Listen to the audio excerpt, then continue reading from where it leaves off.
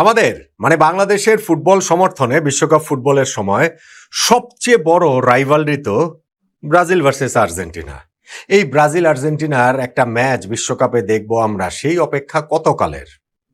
হয়ে যেত, অপেক্ষার অবসান এই বছরই হয়ে যেত যদি ব্রাজিল সেমিফাইনাল পর্যন্ত উঠতে পারতো। তাহলেই এই সেমিফাইনালটা ব্রাজিল ভার্সেস আর্জেন্টিনা হতো।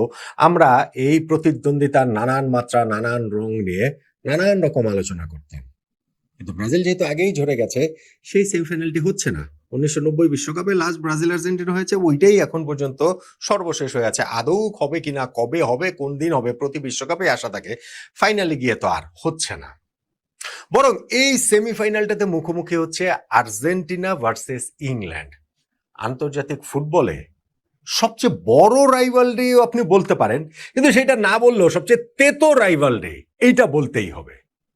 আর্জেন্টিনা ইংল্যান্ডের বিশ্বকাপ ফুটবলে অন্ততপক্ষে প্রতিদ্বন্দ্বিতার যে ইতিহাস, তাতে সেই কথাই বলে। এইবারও যে সেমিফাইনালে দল দুটো মুখোমুখি হচ্ছে, তাতে করে যেন কি কি জিনিস নিয়ে আমাদের জন্য অপেক্ষা করে আছে। কোন রেফারিং বিতর্ক, কোন লাল কার্ড, কোন মারামারি, কোন মাঠের বাইরের নানান ঘটনা প্রবাহ। এবং এই জায়গাটাতে মনে তো হচ্ছে একটা জিনিস ওয়াইল্ড গেস করাই যায় যে এই ম্যাচটাতে লাল কার্ড আসছে। লাল কার্ড আসছেই আসছে। কার জন্য আসছে, কোন পক্ষে আসছে, এই জায়গাটা তো আমরা একটা ওয়াইল্ড গেস করতে পারি। ধরেন আর্জেন্টিনার একজন দুজনের কথা যদি বলি, ধরেন ইংল্যান্ডের একজন দুজনের কথা যদি বলি, বললাম আর কি, মজাই তো। পরে এটা আমরা খেলা শেষে মিলিয়ে নিতে পারবো, মিলিয়ে দেখতে পারবো। এমনিতেই আর্জেন্টিনা ভার্সেস ইংল্যান্ডের এই রাইভালরির জায়গাটা এত প্রবল হয়ে উঠলো কেন? এখন ফুটবল মাঠের রাইভালরি শুধুমাত্র ফুটবল দিয়ে হয় না, হয় যে না তা না, হয়, কিন্তু অনেক সময় এর সঙ্গে আরো অনেক কিছু জড়িত থাকে। এর সঙ্গে পলিটিক্স অনেক সময় মিশে যায় প্রবলভাবে। আর্জেন্টিনা ইংল্যান্ডের ক্ষেত্রেও কিন্তু সেইটা রয়েছে, কিন্তু এটাই যে মূল কারণ তা বলা যাবে না। যেমন ধরেন পলিটিক্যাল যে টেনশনটা এই দুই দেশে, সেইটা 1982 সালে সেই ফকল্যান্ড যুদ্ধের কারণে। 74 দিন ব্যাপী একটা যুদ্ধ, যেইখানে ওই কি বলা চলে প্রশান্ত মহাসাগরে থাকা দুইটা ব্রিটিশ দ্বীপপুঞ্জ তাদের টেরিটরির অধীনে, সেইটাকে আর্জেন্টিনা দখল করে নেওয়ার চেষ্টা করে। ফলে ব্রিটিশরা ওইখানটাতে পাল্টা আক্রমণ 74 দিনের একটা যুদ্ধ হয়, যেখানে প্রায় হচ্ছে গিয়ে 650 মতো আর্জেন্টিনা সৈনিক নিহত হয়েছেন, 250 মতো ব্রিটিশ সৈনিক নিহত হয়েছেন। ফলে সেই একটা রক্তক্ষয়ী সংঘর্ষ শেষে আর্জেন্টিনা আবার দ্বীপটা ব্রিটিশদের কাছে হচ্ছে গিয়ে দিয়ে দেয়, তারা সারেন্ডার করে, ওই যুদ্ধটা 74 দিনের শেষ হয়ে যায়।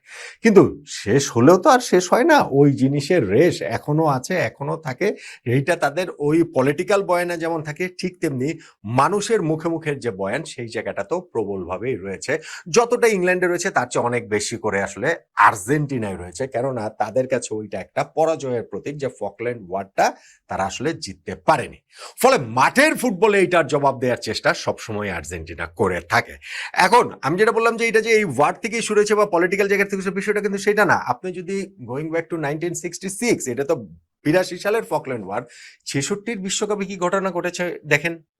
এবং সেই ঘটনার প্রেক্ষিতে ফুটবলে এই লাল কার্ড, হলুদ কার্ডের নিয়ম পর্যন্ত চালু হয়েছে এই আর্জেন্টিনা ইংল্যান্ড ম্যাচের ঘটনার প্রেক্ষিতে। এই যে 2 দিন আগে আর্জেন্টিনা যে ম্যাচটা খেললো সুইজারল্যান্ডের সঙ্গে, কালো রঙের যে ব্যান্ড পরে আর্জেন্টিনা খেলেছিল, সেটা নিশ্চয়ই খেয়াল করেছেন। সেটা কার জন্য জানেন? আন্তোনিও রাতিন, তাদের দেশের ইতিহাসের একজন ওয়ান অফ দ্য আইকন, এবং তিনি মিডফিল্ডার ছিলেন। 66 বিশ্বকাপে ইংল্যান্ডের বিপক্ষে তার সেই অতি বিখ্যাত কিংবা কুখ্যাত ঘটনা। কোয়ার্টার ফাইনালে মুখোমুখি হয়েছিল দল দুটি, যেখানে রাতিনকে রেফারি মাঠ থেকে বেরিয়ে যাওয়ার নির্দেশ দেন ফাউলের কারণে। প্রথমে একটা ফাউল করেছেন, সেই কারণে প্রথমে সতর্ক করেছেন। কিছুক্ষণ পরে আবারও রেফারির সঙ্গে তর্কাতর্কিতে যে তিনি হচ্ছে কি রেফারি দ্বিতীয়বার সতর্ক করতে তাকে মাঠ থেকে বের হয়ে যাওয়ার নির্দেশ দেন। কিন্তু রাতিন মাঠ থেকে বেরিয়ে যেতে রিফিউজ করেন। তিনি মাঠ থেকে বেরোবেন না, কিছুতেই বেরোবেন না। এবং তিনি বলতে থাকেন যে এটা যে জার্মান রেফারি, আর্জেন্টিনার ভাষা তো স্প্যানিশ, সেটা তিনি কি বলছেন সেটা তিনি বুঝতে পারছেন না। একজন ইন্টারপ্রেটার, অনুবাদক এনে দিতে হবে, তাকে বুঝিয়ে দিতে হবে, নইলে তিনি মাঠ থেকে বেরোবেন না। ঘটনাটা এমন একটা পর্যায়ে চলে গেছে যে ইংল্যান্ডে খেলা হচ্ছিল, ইংল্যান্ডের ওয়েম্বলিতে তাদের আইকনিক স্টেডিয়ামে, ওই তাকে মাঠ থেকে বের করে নেওয়ার জন্য পুলিশকে পর্যন্ত কল করা হয়। ফাইনালি ওই পুলিশ এসকর্ট করে তাকে মিনিট 10 পরে মাঠ থেকে বের করে নিয়ে যাওয়া হয় রাতিনকে। এবং বেরিয়ে যাওয়ার সময় তিনি ওই যে ফ্ল্যাগে, যে ব্রিটিশ ফ্ল্যাগ ছিল, সেটাকে দুমড়ে মুচড়ে দেন, তাদেরকে ইনসাল্ট করেন। এবং রানী এলিজাবেথ যে মাঠে প্রবেশ করবেন তার জন্য যে কার্পেট মোড়ানো ছিল, সেই কার্পেটের উপরে তিনি বসে থাকেন 5 মিনিট, প্রতিবাদে, এবং পরবর্তীতে তিনি বলেছেন যে ইংলিশদের তিনি অনেক অপমান করেছেন, কার্পেটে বসেছিলেন, ফ্ল্যাগ মুড়িয়ে দিয়েছেন। এবং ঘটনাটার এই পর্যায়ে ইংলিশটা যে খুব ভালো তা না, ইংল্যান্ড যে ওই ম্যাচে খুব ভালো ছিল তা না, ওইখানটাতে রেফারির ডিসিশন ইংল্যান্ডের পক্ষে হেভিলি গিয়েছে, আর্জেন্টিনদের কমপ্লেনের সেটাই জায়গা ছিল, এবং সেইখানটাতে 30টার মতো ফাউল ম্যাচে ইংল্যান্ড করেছে, যার মধ্যে অনেকগুলো ছিল যেটা আসলে রাফিনের মতোই আর কি, ইংলিশ ফুটবলদের বের করে দেওয়ার মতো, কিন্তু এই জার্মান রেফারি সেই কেসটা করেন নাই। এবং সে ফাইনালে গিয়ে যে জিও ভার্সের একমাত্র গোলে যে ইংল্যান্ড জিতে, সেই গোলটাও অফসাইড থেকে হয়েছে বলে আর্জেন্টিনার দাবি।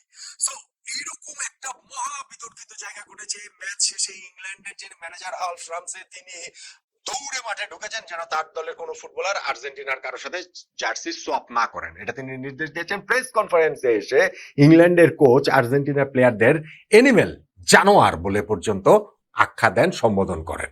তো রাইভালরিটা কোন পর্যায়ে চলে গিয়েছিল খেয়াল করছেন। এবং এই ঘটনার প্রেক্ষিতে 1970 বিশ্বকাপ থেকে কিন্তু লাল কার্ড হলুদ কার্ডের প্রচলন হয়। তার আগে নিয়ম ছিল হচ্ছে গিয়ে রেফারি মুখে একবার সতর্ক করবেন, তাতে কাজ না হলে মানে ওটা হলুদ কার্ডের কাজ, সেকেন্ড টাইম হচ্ছে গিয়ে তাকে মাঠ থেকে বের করে দিবেন। কিন্তু যেহেতু এখানে রাতিন বলেছেন যে তিনি জার্মান রেফারির কথা বুঝতে পারছেন না, ফলে ফুটবলের একটা পরিবর্তনের জায়গায় এখানটাতে আসলে হচ্ছে হলুদ কার্ড লাল কার্ড, যেহেতু এখানটাতে হচ্ছে গিয়ে কোনো অনুবাদক আর না লাগে বা ওইটার কোনো হিসাব রেখার জন্য না থাকে, সো এই নিয়ম পরিবর্তনটা হয়েছে। তো ফুটবলের নিয়ম পরিবর্তন হয়েছে একটা জিনিস, আর আর্জেন্টিনা ভার্সেস এই যে ইংল্যান্ড ম্যাচের রাইভালরিটা এইখান থেকে শুরু। তার 4 বছর আগে 62 বিশ্বকাপে কিন্তু এই দুটো দল মুখোমুখি হয়েছিল, সেইটা এরকম ঘটনা বলছিলেন না, বরং এই 66 বিশ্বকাপ থেকে শুরু হয়েছে, যেইটা অন্য একটা মাত্রা পেয়েছে 82 ফকল্যান্ড ওয়ারে, এবং 86 বিশ্বকাপের কোয়ার্টার ফাইনাল আবার ওই দল দুটো মুখোমুখি, এবং সেই ম্যাচটাতেই ম্যারাডোনার সেই হ্যান্ড অফ গড এবং গোল অফ দ্য সেঞ্চুরি। দেখুন, বিশ্বকাপের এইরকম বিতর্কিত ম্যাচ কমে রয়েছে, এবং এইরকম দুইটা ঘটনা যেটা সন্দেহাতীতভাবে বিশ্বকাপ ইতিহাসের সবচেয়ে বিতর্কিত ঘটনা, ম্যারাডোনার হ্যান্ড অফ গড, এবং সন্দেহাতীতভাবে সবচেয়ে সেরা গোল যেটা গোল অফ দ্য সেঞ্চুরি, 4 মিনিটের আগে পরে তিনি এই কাজটা করে দিয়েছেন। ম্যাচটা ফার্স্ট হাফ গোল শূন্য ছিল, সেকেন্ড হাফের 6th মিনিটে ম্যারাডোনা ওই যে লাফিয়ে উঠে হাত দিয়ে বলটা জালে ঠেলে দিলেন, রেফারি সেটা দেখতে পাননি, এবং তিনি গোল দিয়েছেন। ইংলিশ ফুটবলাররা মাঠে প্রতিবাদ করেছে, কাজের কাছে তো কিছু হয় নাই, এবং ম্যারাডোনা পরবর্তীতে 4 মিনিট পরে তিনি তার ওই গোল অফ দ্য সেঞ্চুরি ওই মিডফিল্ড থেকে কাটিয়ে, মোটামুটি পুরো ইংলিশ টিমকে কাটিয়ে আর কি, 4-5 জনকে কাটিয়ে, শিল্টনকেও কাটিয়ে গোলকিপার, তিনি বলটা জালে ঠেলে দিলেন। ম্যাচের পরে আর্জেন্টিনা ওই যে ক্যাপ্টেন ডিয়েগো ম্যারাডোনা বা পরেও বিভিন্ন সময় তার ইন্টারভিউতে তিনি বলেছেন যে না, ওইটা হচ্ছে হ্যান্ড অফ গড, এটা ঈশ্বরের হাতের গোল হয়েছে। তিনি বলেছেন যে এটা ফকল্যান্ড ওয়ারের প্রতিশোধ, ব্রিটিশরা আমাদের সঙ্গে যা করেছে, ইংল্যান্ড আমাদের সঙ্গে যা করেছে, সেই যুদ্ধে আমাদের এত প্রাণহানি হয়েছে, ফলে সেই প্রতিশোধ আমরা ফুটবল মাঠে নিয়েছি। ফলে ওইটা একটা খুবই খুবই কন্ট্রোভার্সিয়াল ম্যাচ ম্যারাডোনার ওই দুইটা ঘটনার কারণে, যেখানে ইংলিশরা আজ পর্যন্ত মনে করে যে ম্যারাডোনা চিট করেছেন, তাদের কাছে সেটা হ্যান্ড অফ থিফ, তাদের কাছে সেটা চোরের হাতের গোল, এবং সেই কারণেই হচ্ছে গিয়ে তারা এখন ওইটা নিয়ে অনেক উষ্মা প্রকাশ করেন। 86 এর ইংল্যান্ড টিমের যে কারো সাক্ষাৎকার দেখলেই আপনারা সেটা বুঝতে পারবেন। আর্জেন্টিনা ইংল্যান্ড ম্যাচে থার্ড যেটা ঘটনা ঘটে সেটা হচ্ছে কি 1998 বিশ্বকাপের রাউন্ড অফ 16 দল দুটো মুখোমুখি হয়। ফার্স্ট হাফটা ছিল দুর্দান্ত, 2-2 গোলের সমতায় শেষ হয়। অ্যালান শিয়ারার এবং মাইকেল ওয়েন, 18 বছর বয়সে মাইকেল ওয়েন একটা অসাধারণ গোল করেছিলেন, মিডফিল্ড থেকে দৌড়ে টেনে নিয়ে গিয়ে দুর্দান্ত একটা গোল করেছেন, ওই ওয়ার্ল্ড কাপের ওয়ান অফ দ্য বেস্ট গোল। আর্জেন্টিনার গ্যাব্রিয়েল বাতিস্তুতা, হাভিয়ার জেনাতে গোল করেছেন, কিন্তু ঘটনা ঘটেছে সেকেন্ড হাফের শুরুতেই, যেইখানে মিডফিল্ডের ওই জায়গাটাতে ডিয়েগো সিমিওনে, যে এখন যে আটলেটিকো মাদ্রিদের কোচ, তিনি ফাউল করেন ডেভিড বেকহামকে, এবং বাজে ফাউলই করেছেন। বেকহাম পড়ে যাওয়া অবস্থায় তিনি ডান পাটা তুলে, তিনি তাকিয়েছিলেন না, কিন্তু ডান পা দিয়ে হচ্ছে গিয়ে মেরে দেন সিমিওনাকে রেফারি হলুদ কার্ড দেখান, ডেভিড বেকহামকে লাল কার্ড দেখান। ইংল্যান্ড 10 জনের দলে পরিণত হয়ে যায়, এবং বাকি সময়টা ইংল্যান্ড টেনে নিয়ে গেছে 10 জন নিয়ে, কিন্তু টাই ব্রেকারে গিয়ে শেষ পর্যন্ত ইংল্যান্ড হেরে যায়। ফলে ওই যে ডেভিড বেকহাম আর এবং হচ্ছে গিয়ে এই ডিয়েগো সিমিওনের ওই ঘটনা, বেকহামের লাল কার্ড, এইটাও আসলে ইংল্যান্ড আর্জেন্টিনা ম্যাচের তিক্ততায় নতুন একটা পরত যোগ করে, নতুন একটা মাত্রা অ্যাড করে। 2002 বিশ্বকাপে ঘটনাটা ঘটেছে রিভার্স। এইবারও ইংল্যান্ড আর্জেন্টিনা মুখোমুখি হয়, তবে নকআউট ম্যাচে না, সেইটা গ্রুপ পর্বের ম্যাচে, যেইখানটাতে ডেভিড বেকহাম তার প্রতিশোধটা নিতে পারেন। এইবার মাইকেল ওয়েনকে ফাউল করার কারণে মরিসিও পোচেত্তিনো, এই যে যুক্তরাষ্ট্রের কোচ ছিলেন যে এবারের বিশ্বকাপে, তিনি ফাউল করেছিলেন মাইকেল ওয়েনকে, এবং তাতে পেনাল্টি পায় ইংল্যান্ড, এবং সেই পেনাল্টি থেকে ডেভিড বেকহাম গোল করেন আর্জেন্টিনার বিপক্ষে ইংল্যান্ড 1-0 গোলে জিতে ডেভিড বেকহ্যামের একটা প্রায়শ্চিত্ত হয় এবং পরবর্তীতে এই রেজাল্টটা একটা ভূমিকা পালন করেছে আর্জেন্টিনা গ্রুপ পর্ব থেকে বাদ হয়ে যাওয়ার ক্ষেত্রে এবং ইংল্যান্ডের এই উত্তরণের ক্ষেত্রে। যদিও মরিসিও পচেত্তিনো যিনি ওই ফাউল করেছিলেন বলে রায় দিয়েছে রেফারি পিয়েরলুইজি কলিনা, ওই যে বড় চোখের ইতালিয়ান রেফারি, এখন যে ফিফার রেফারিং চিফ যিনি, তিনি ওই রায়টা দিয়েছিলেন। পচেত্তিনো অবশ্য দাবি করেন যে না, তিনি ওয়েনকে ফাউল করেন নাই। তিনি একটা ইন্টারভিউতে বলেছিলেন যে এটা বিশ্বাস করার কোনো কারণ নাই যে ইংলিশ ফুটবল সবসময় ফেয়ার হয়, আমি মাইকেল ওয়েনকে কোনো টাচ করি নাই, মানে তিনি বলছেন টাচ করেন না, ওয়েন এমন ভাবে লাভ দিয়েছেন মনে জানি তিনি সুইমিং পুলে লাভ দিচ্ছেন, ফলে ওইটা তিনি ডাইভ দিয়েছেন, এটা হচ্ছে গিয়ে তার দাবি। কিন্তু যাই হোক ইংলিশরা এক অর্থে সেইটার একটা প্রতিশোধ নিতে পেরেছে। এখন দেখেন ওয়ার্ল্ড কাপের মতো স্টেজে 1966 বিশ্বকাপের রাতিনের সেই ঘটনা, 1986 বিশ্বকাপে ডিয়েগো ম্যারাডোনার ঘটনা, 1998 বিশ্বকাপে ডেভিড বেকহ্যাম ডিয়েগো সিমিওনের ঘটনা, 2002 বিশ্বকাপে আবার সেই পেনাল্টি ডেভিড বেকহ্যাম যেটার মধ্যে ছিলেন সেই ঘটনাটা, সবকিছু মিলিয়ে আর্জেন্টিনা ভার্সেস ইংল্যান্ডের রাইভালরিটা কোন পর্যায়ে আছে।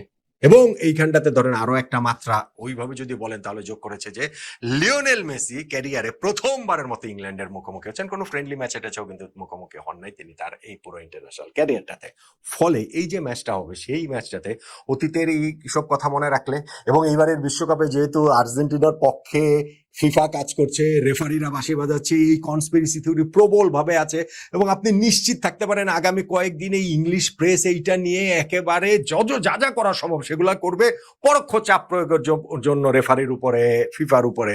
ফলে এইটা মাঠে নামার আগেই আর্জেন্টিনা ভার্সেস ইংল্যান্ড ম্যাচটা প্রতিশ্রুতি দিচ্ছে যে ঘটনাবহুল ম্যাচ হবে, অনেক কিছুই হয়ে যেতে পারে। এবং আমি বলছিলাম যে লাল কার্ড মনে হচ্ছে যে এই ম্যাচে হবেই হবে, এটা অবধারিত। এবং সেই ক্ষেত্রে যদি ধরেন ওয়াইল্ড গেস করি দুই দল থেকে, আমার ওয়াইল্ড গেস হচ্ছে কি, এটা ওয়াইল্ড গেস, এটা তার কোনো ডিসিপ্লিনের রেকর্ড ফেকর্ড দেখে সেটা জাস্ট একটা ওয়াইল্ড গেস মজার জন্য।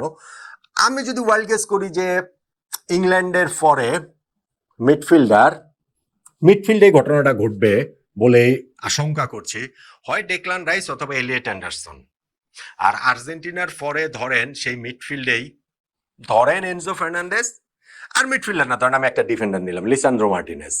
আর্জেন্টিনার লিসান্দ্রো মার্টিনেজ বা এনজো ফার্নান্দেজ আর ইংল্যান্ডের ডেকলান রাইস অথবা এলিয়েট অ্যান্ডারসন, এই চারজনের একজন লাল কার্ড পাবেন বলেই একটা ওয়াইল্ড গেস করলাম। কিন্তু এটা হোক বা না হোক, ম্যাচটা যে ঘটনাবহুল হবে আমাদের এই আগের বিশ্বকাপগুলোতে তাদের যে মুখোমুখি লড়াই 66, 86, 98, 2002, সেটাই আসলে আমাদেরকে বলছে, প্রতিশ্রুতি দিচ্ছে জমজমাট রুদ্ধশ্বাস ইংল্যান্ড ভার্সেস আর্জেন্টিনার লড়াইয়ের, দ্বৈরথের, সবচেয়ে বিশ্ব ফুটবলে তেতো দ্বৈরথের।